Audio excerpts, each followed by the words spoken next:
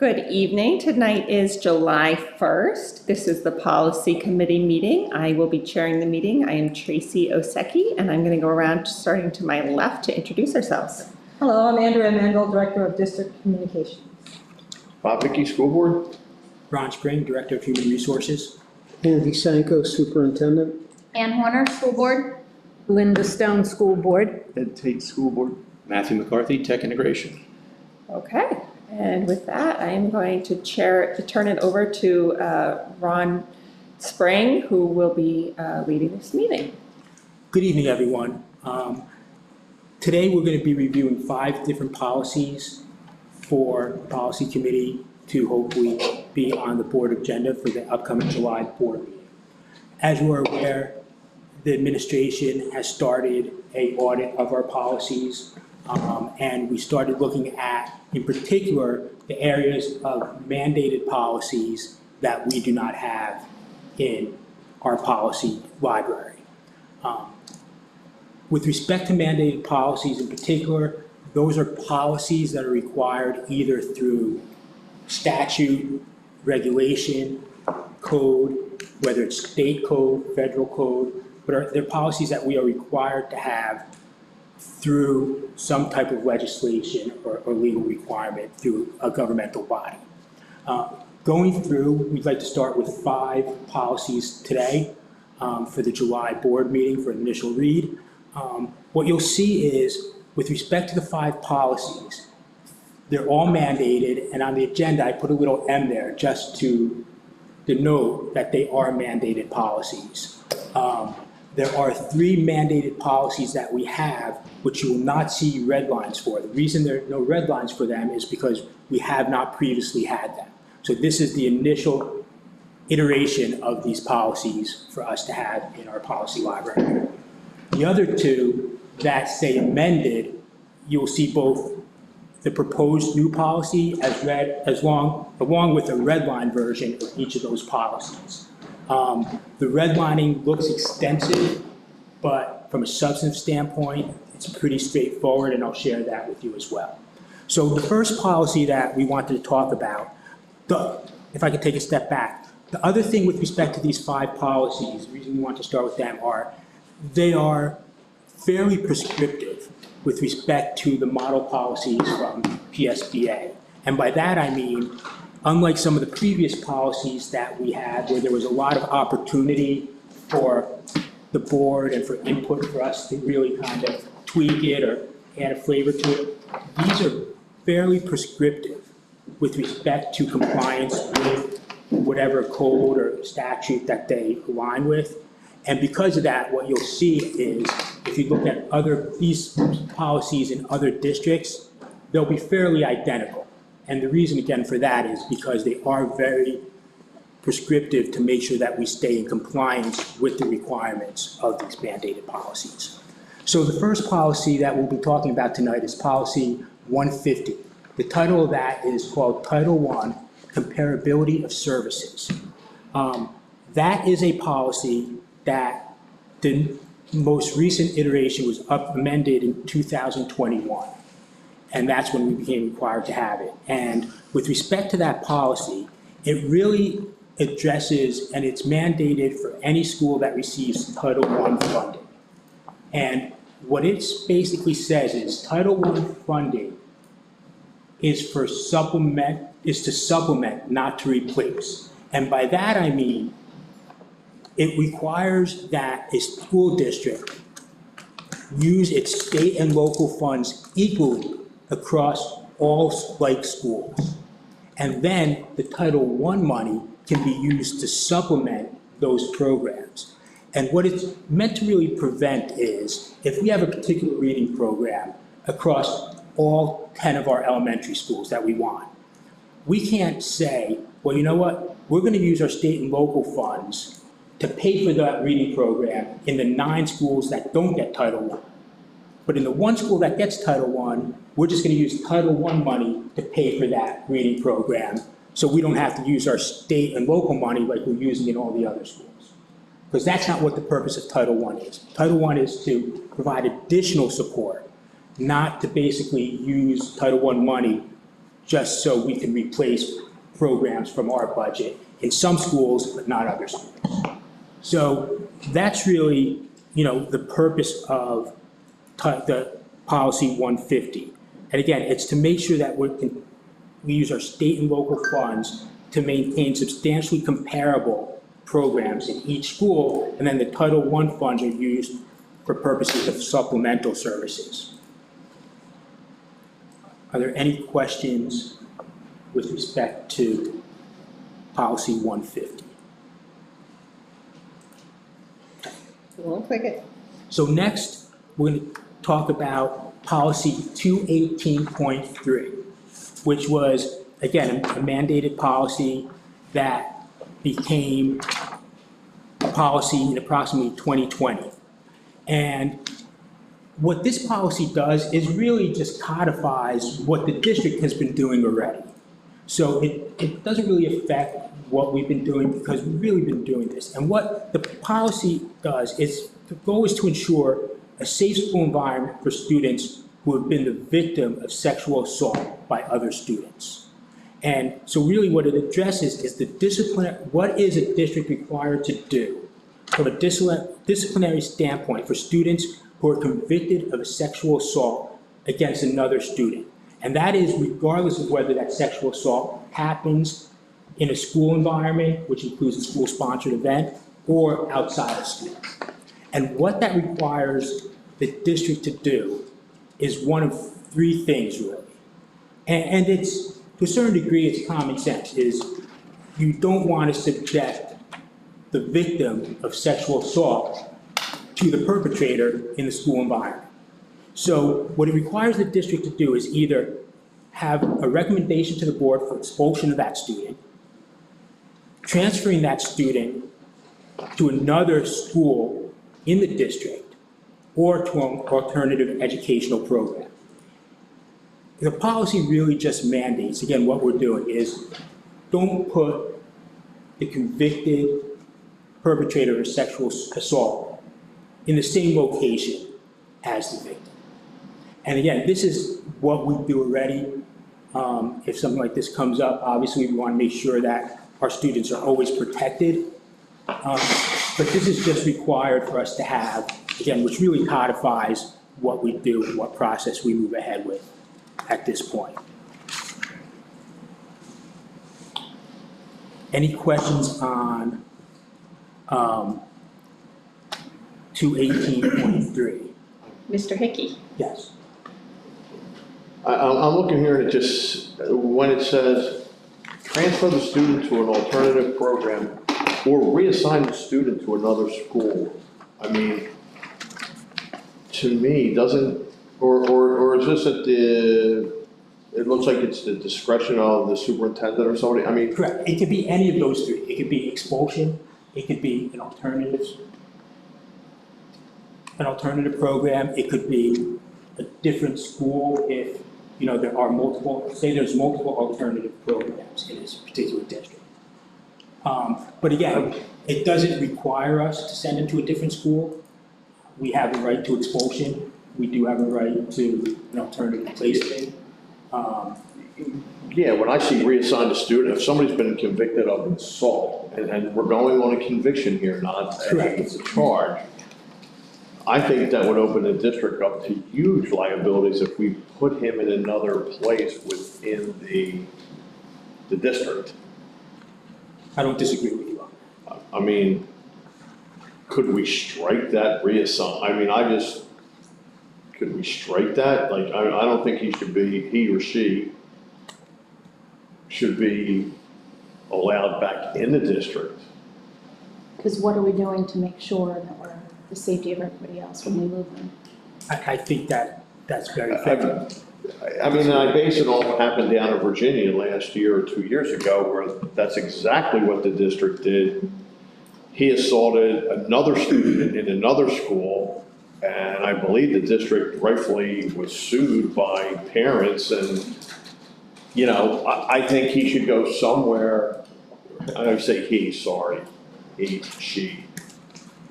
I just think reassigning him to another school is If everyone's in agreement with that, I don't see why not. I think it's a really good point. It doesn't require us to move into a different school, it is an option. If we want to remove that option, with it being, and, I think I don't think it's a problem because the other options are more restrictive and more protective. So I don't see a problem with us removing that. That's definitely something. And I would assume that an alternative education program is outside of the district and is, I don't want to say vetted or whatever, that place would be aware of that conviction as well. Well, we'd have to notify. I mean, I'm looking to protect all the other kids, either in the school or even in the alternative placement. Absolutely. I know Ms. Horner and Ms. Stone have questions, but before that, did you want to respond, Dr. Senko? I saw you kind of.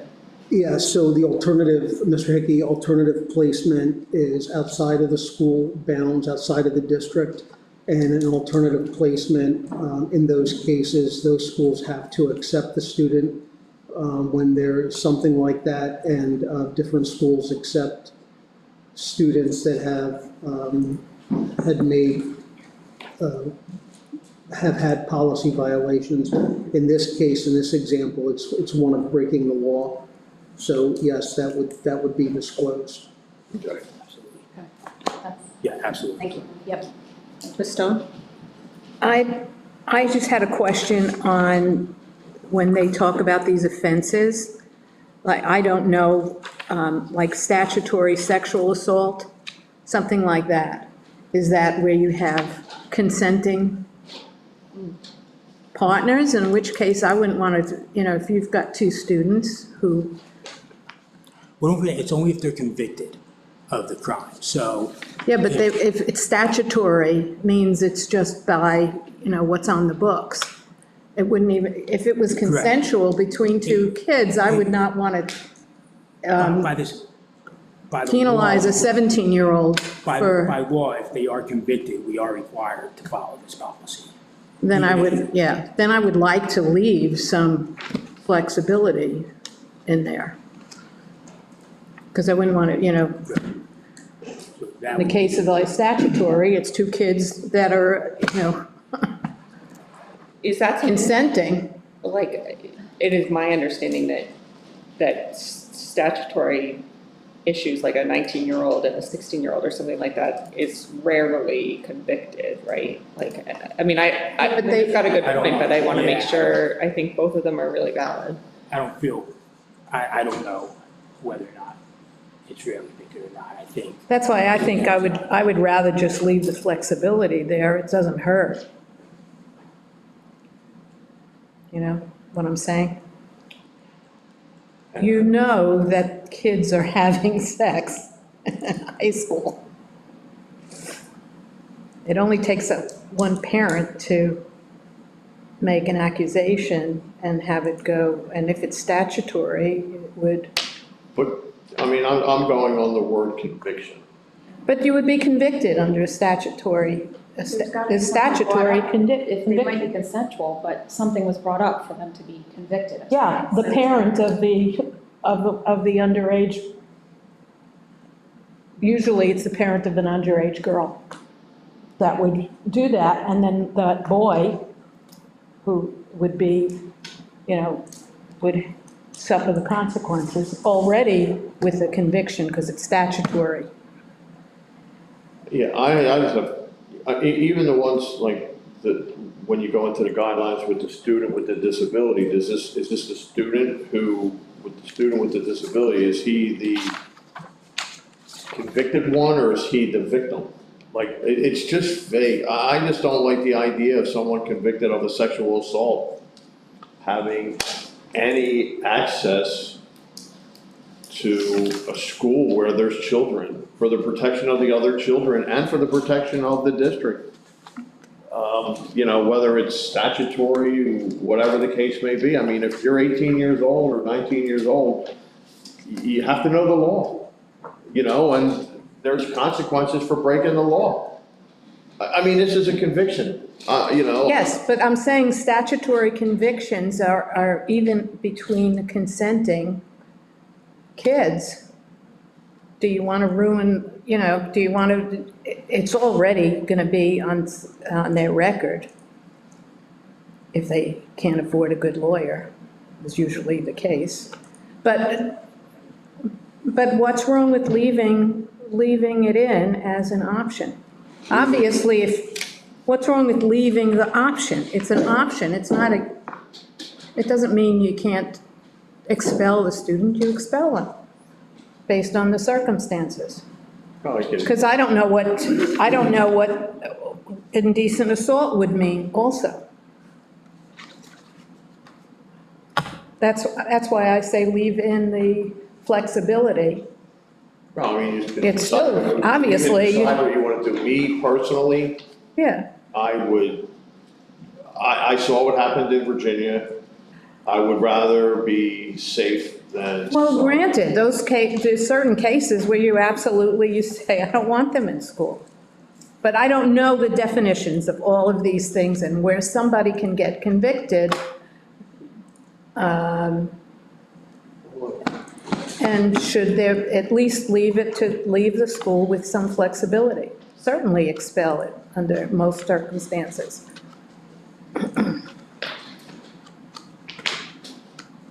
Okay, That's how I feel. What I would- think, Not knowing details, I would leave the flexibility in, it doesn't hurt.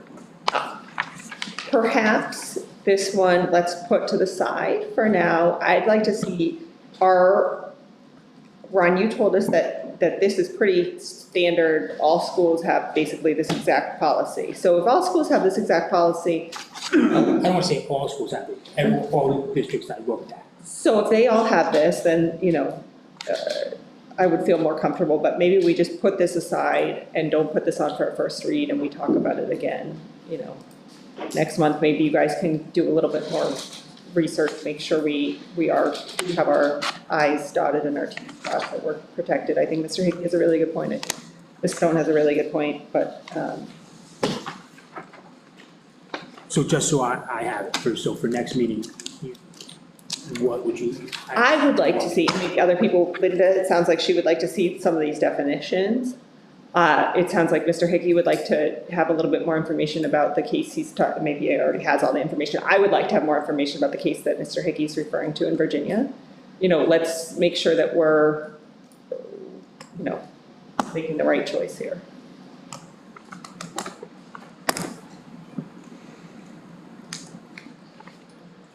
Dr. Sanko, maybe you can weigh in on if this is, really something that we see in our schools, or how is this typically handled, or is this? No, so it's not something we typically see. And the steps, the safety measures that are outlined in this proposed policy are things that would be normal practice for things that are not that egregious, even by way of keeping students separated and safe. But after hearing the discussion, we're happy to go back and get more information for you. And Yeah, I mean, I know for me personally, and I don't know how everybody else feels, but I think both of you raised really good points. Okay. The next two policies I'll take together, they're policy 222 and policy 323. They both are tobacco and vape product related. 222 deals with students. 323 deals with staff. They are very similar. Our previous policies were somewhat outdated. They only dealt with tobacco products. They never addressed vaping, and that's changed significantly over time. And I believe just the last change, which occurred, was in May, this past May, and that change was just they removed the word Juuls. I don't know if everyone knows, Juuls happened to be a particular brand, and back in the day, that's what there was. Now there's 1,000,001 types of vaping products. So, but the vaping aspect has been around for quite some time. So this really just addresses and extends the definitions with respect to vaping. It does also address the use of medical marijuana in schools, in particular, both with staff and with students. The use or possession of medical marijuana in school is prohibited, even if there is a prescription, and that's from the PA Department of Health guidelines.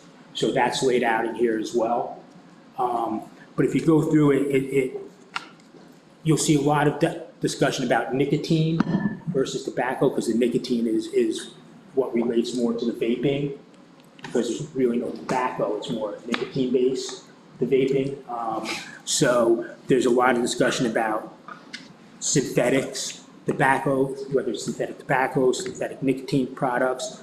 It also prohibits the use of those products for students to a certain degree. If they're prescriptive in school, you still can't have certain things in school even if you have a prescription, and again, that kind of leads towards the medical marijuana area. And really, it's fairly comprehensive with respect to updating a lot that's happened over the past several years since we've updated this policy. I believe the policy was last updated in June of 2018. So I believe, we all know a lot's happened since then with respect to the whole area of vaping and nicotine use. So that's where these changes come in particular with respect to both of those policies. I did provide the red line, but also the clean version. Clean version's a little easier to follow with respect to what's permitted, what's prohibited, what our requirements are, our reporting requirements with respect to students who are found with tobacco or nicotine products, our reporting requirements to the PA Department of Education, and so forth. So that's where the direction of these two particular policies. Yes. Do we have a separate, marijuana substance We abuse have a policy separate aside? drug and substance Okay, abuse policy, absolutely. This one is about how they ingest the substance more than what's allowed and what's not allowed, right? That's what we talked about at our pre-meeting. Yes, and it's more deals with, tobacco and nicotine, which people don't always perceive as controlled dangerous substances under the law. It does weave in the medical marijuana aspect into it, but most of it deals with that nicotine and tobacco aspect. And the policies are the same for staff and for students. There's They're some slight differences, with respect to reporting, with respect to penalties.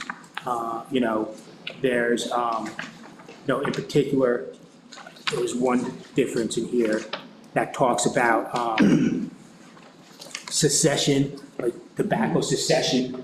So people were trying to stop use of tobacco and stuff like that. With respect to staff, those items are permitted but they're not permitted if they're inhaled. So if someone has nicotine gum. If nicotine gum, someone has a patch, oh, that's okay. permitted I for got staff, which is a little different than for students. Is it not? So I'm looking at the student It may be, one. It says the term tobacco product does not include the following, and then. Yeah, so that's the packaging. same, I'm sorry, It says that is the same for students. Okay. Where the market sold approved. tobacco cessation products.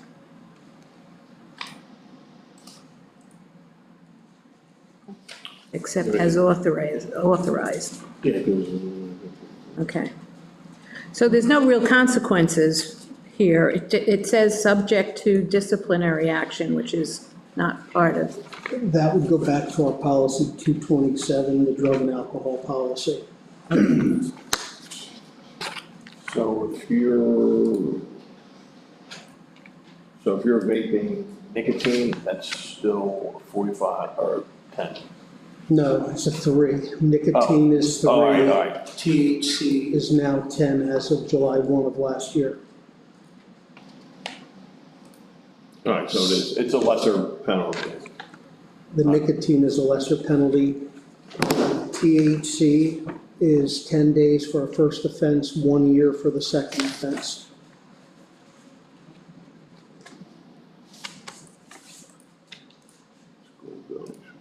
And what's the vaping of just, Well, Nicotine? vaping, it's either nicotine or THC, there could be so if it's just nicotine, 3 days, second offense? What happens? 3 days. It's still 3, okay.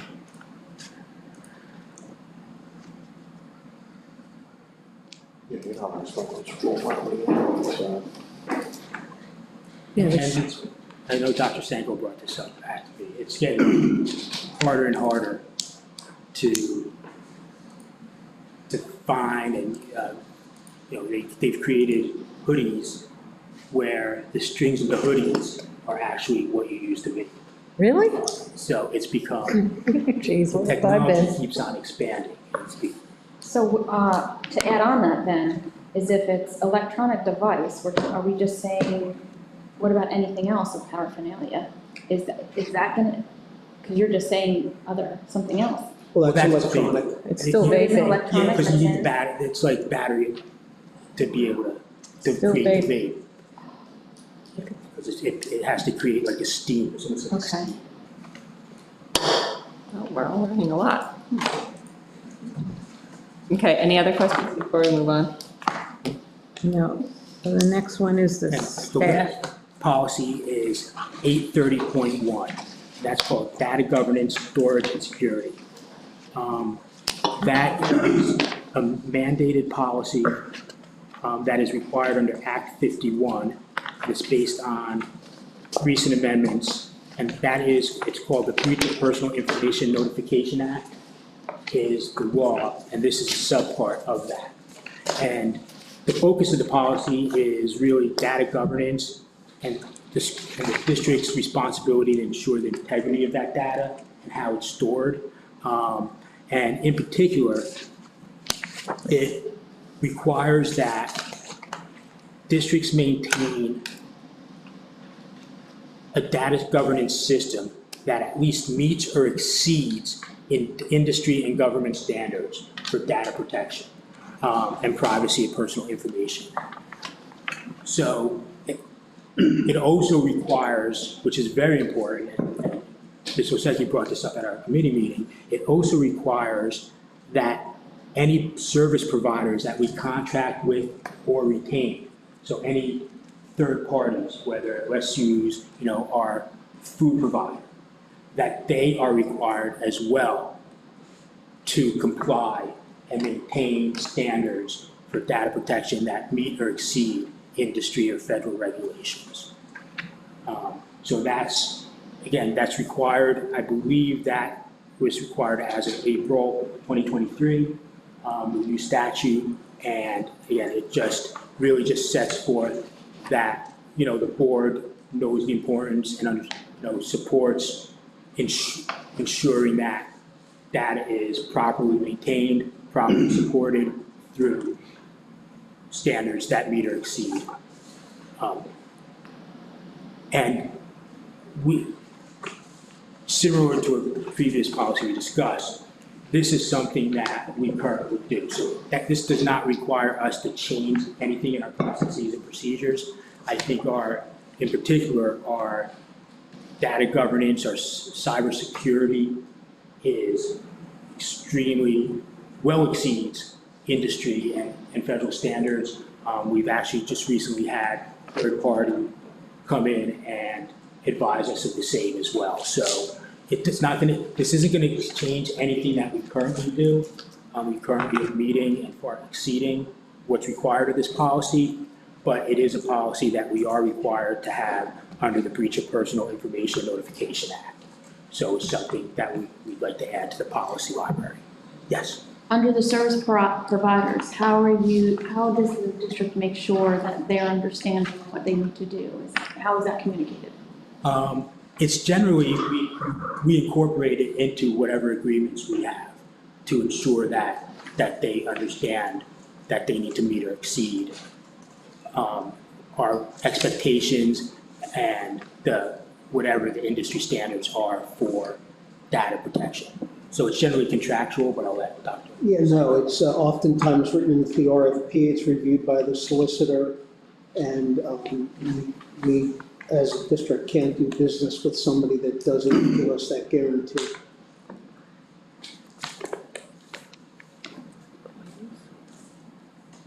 Any questions on 830.1?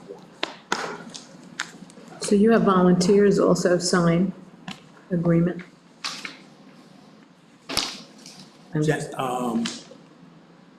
Generally, our volunteers don't have access to They usually don't. our personal information and data on a large scale like that, so we would, but it's definitely something that we can look at. On a smaller scale, for example, if we have a substitute teacher that would come in for an extended period of time and they access our systems, when you get onto any of our computers, there's a notification of policy 815, the appropriate use of computers and technology, that by clicking on that and agreeing to it, you essentially have signed it. And this policy itself deals more with the back end, the processes that we utilize to ensure the protection of that. So those are the proposed policies for this upcoming board meeting. We can pull policy 150. No.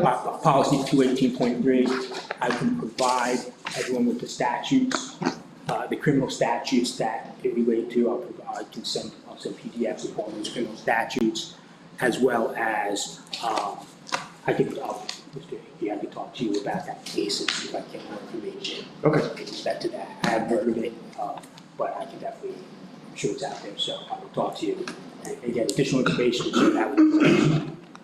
Perfect. And Thank you. you said the solicitors will review these as They were well? sent to the solicitor twice. Okay. So I haven't heard anything, and I haven't received any changes from them. Maybe that they should know that this is the one that we're Yeah, I having would question definitely- with? Oh, at 100%, I'll forward it to them. I also want to get their legal opinion with respect to removing that, because it wasn't, the model policy didn't provide those as optional. So I want to make sure that by removing it, we're no longer in compliance with what we're statutorily required to have in the policy. So I will run that by them as well. I think going forward, we're gonna be doing some more policy revisions, and so I think, and tell me what everybody else thinks, but my gut would be, if we have a meeting like this and there's discussion about something, let's at least discuss it twice before it goes on to the board agenda. If it's not gonna be a unanimous, I think it deserves discussion. Never hurts to have more information either. Good. Okay, all right, meeting adjourned. Thank you. Thank you.